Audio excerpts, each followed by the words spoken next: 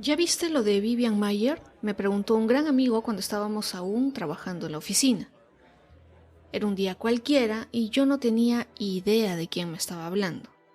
Mi amigo, que siempre estaba a la vanguardia con los temas de importancia, me contó la historia de unos rollos fotográficos abandonados que luego resultaron ser de una persona que, sin saberlo, y creería yo que sin quererlo, fue muy importante para el mundo de la fotografía. Bienvenidos a Interesante Historia. Los saluda Jacqueline Isa y en este episodio conoceremos la historia y el secreto que Vivian Mayer guardó por muchos años. Además, iremos un poco más allá y conoceremos algunas de las controversias que han salido a la superficie sobre su trabajo y existencia. Sírvanse un café y disfruten esta interesante historia.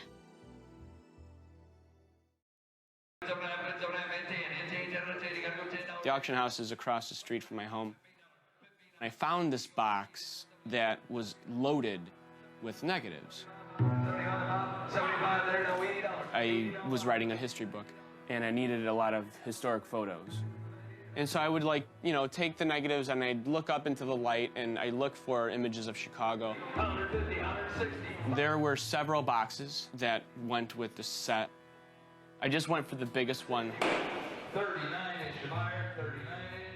John Maloof compró su primera casa en 2005 y se involucró con la comunidad en la que vivía. Se interesó tanto por la historia del lugar que se convirtió en el presidente de la Sociedad Histórica del Noroeste de Chicago. Junto a Daniel Pogorzelski decidieron coescribir un libro titulado Portage Park, el cual cambió su vida para siempre. La casa editorial que publicaría el libro le pidió encontrar alrededor de 220 fotos vintage o antiguas de gran calidad que se hayan tomado en ese vecindario, y para lograr esa tarea, John y Daniel comenzaron a buscarlas casi en lo que se podría llamar una búsqueda del tesoro, la misma que les tomó un año aproximadamente. Durante este proceso, John llegó a una casa de subastas local y preguntó si es que por alguna casualidad tendrían material que él pudiera usar en su libro. Y gracias a un golpe de suerte, encontró una caja de negativos con fotos de Chicago de la época de 1960.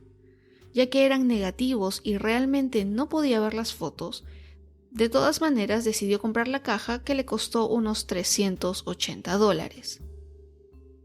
Después de revisarlos y darse cuenta de que no le servirían para su libro, decidió vender los negativos en eBay, algunos en solo $5.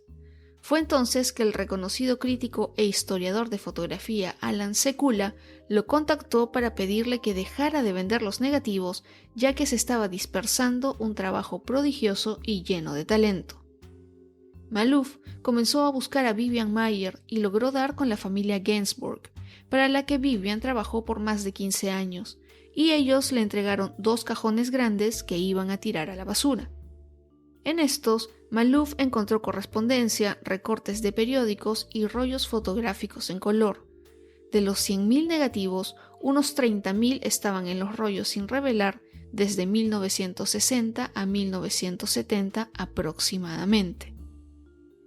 Vivian había organizado su material con fechas y locaciones escritas en francés, y cuando Maloof quiso ir a buscarla, descubrió que había muerto unos días antes.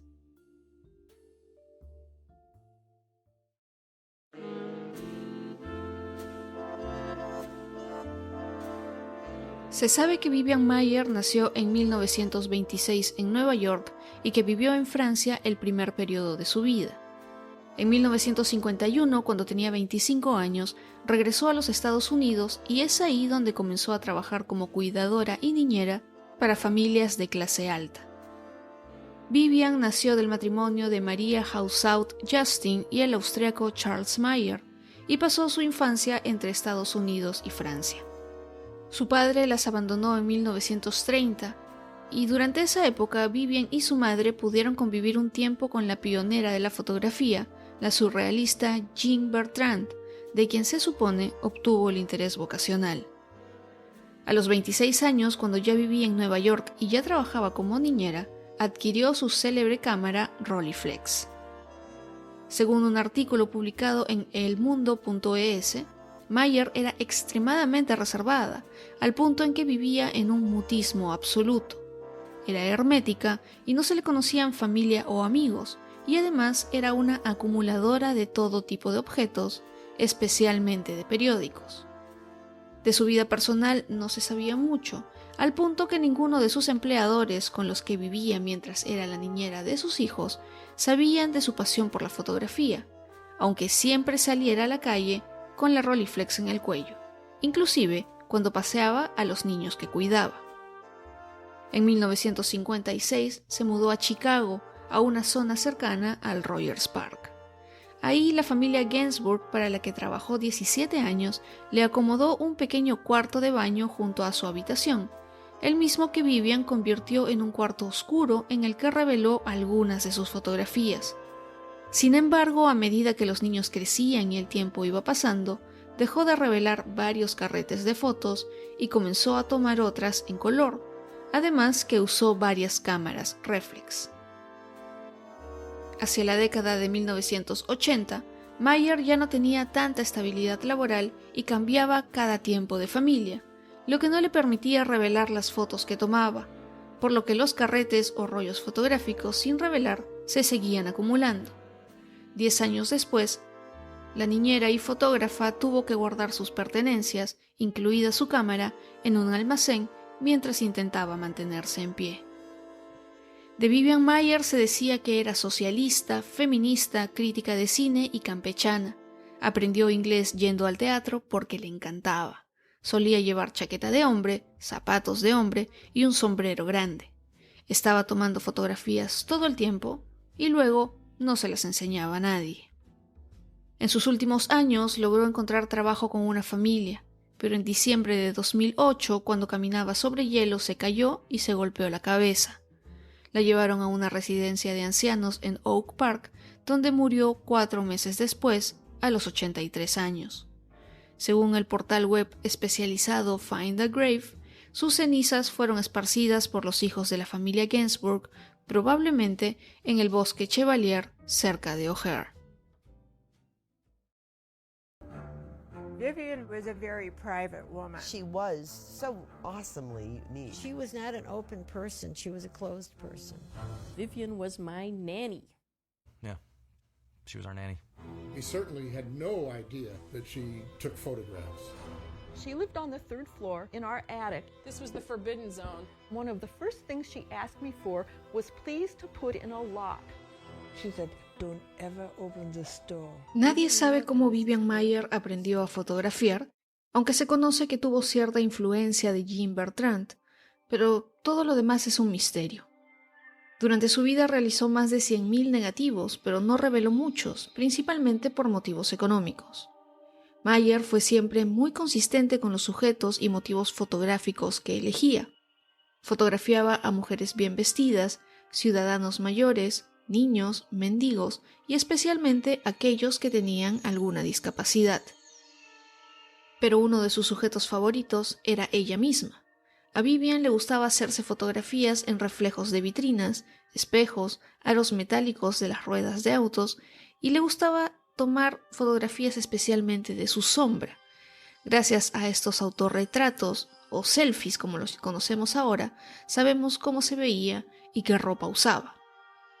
El trabajo de Maier ha sido comparado con el de Robert Frank, Lee Friedlander o Wiggy, y en sus fotografías se han encontrado lazos con Walker Evans o Lisette Model, pero en las fotografías de niños se encuentra mucha relación con el trabajo de Helen Levitt. Para críticos como Antonio Muñoz, Vivian Maier era el resumen de toda la gran fotografía americana del siglo XX, y al mismo tiempo tenía una manera de mirar afiladamente suya, una sinuosa originalidad que escapaba de cualquier tentativa de clasificación. Sin embargo, más allá de las limitaciones materiales, Maier era muy sobria y consistente con la temática de su fotografía, a pesar de no tener restricción alguna, ya que ella podía tomar las fotos que le diera la gana.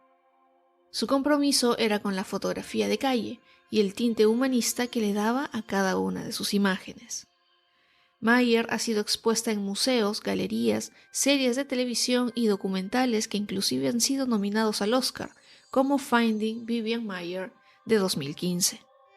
Una exhibición homónima se llevó a cabo en noviembre de 2010 en The Apartment Gallery en Oslo, Noruega, y en otra en Dinamarca.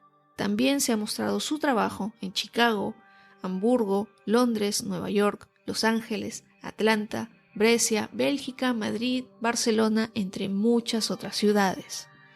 Lo más cercano que Vivian Maier ha llegado en Latinoamérica fue una exposición que se llevó a cabo el 15 de octubre al 12 de diciembre de 2015 en la Corporación Cultural de Las Condes, en Santiago de Chile.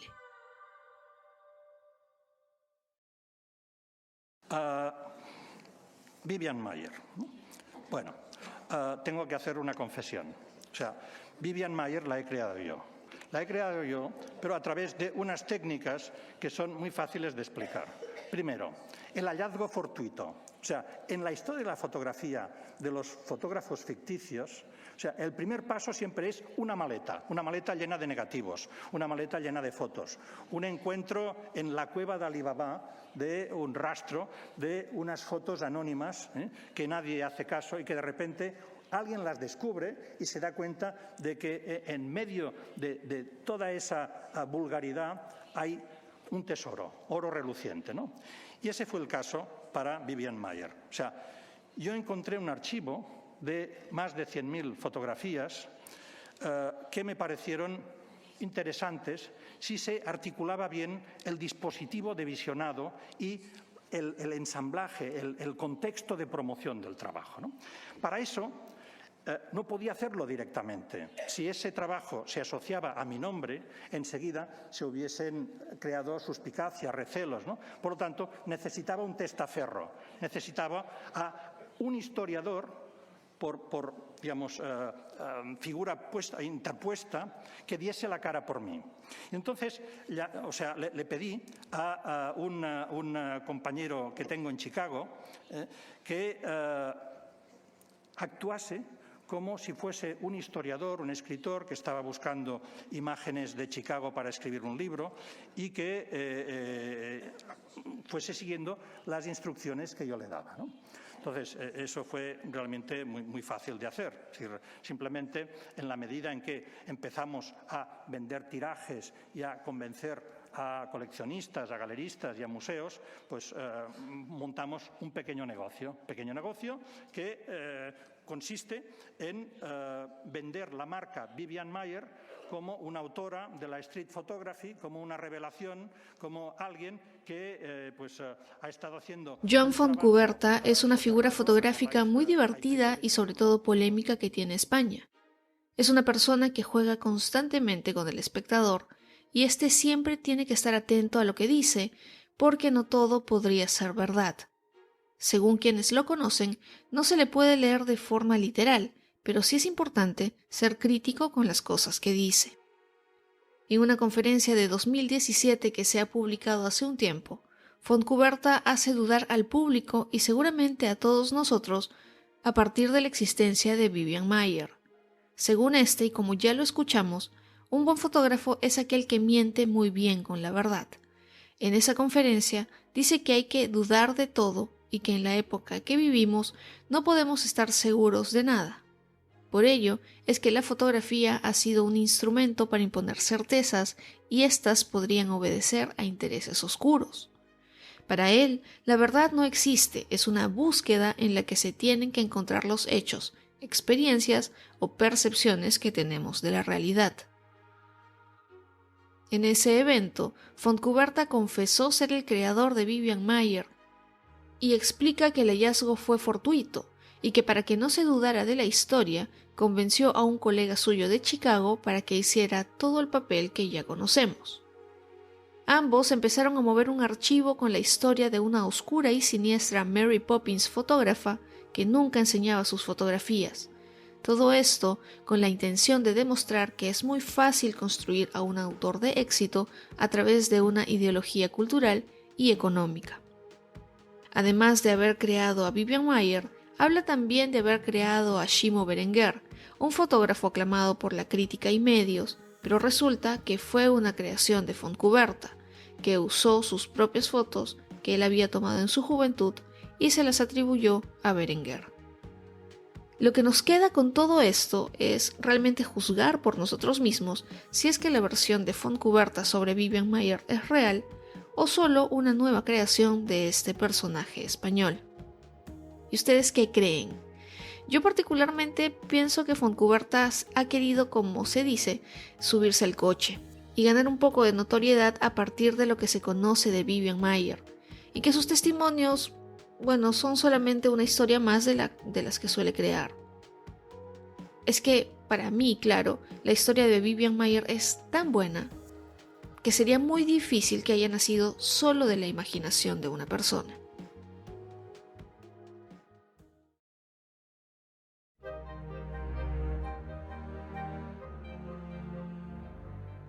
Esto fue Interesante Historia, un podcast producido en Lima, Perú, que estrena episodios cada lunes a las 9 de la mañana. Para mayor contenido sobre los episodios y novedades, pueden seguir a @interesantehistoria en Instagram y Facebook, además de suscribirse en Spotify, YouTube o sus plataformas de podcast favoritos. Interesante Historia regresa con más la próxima semana.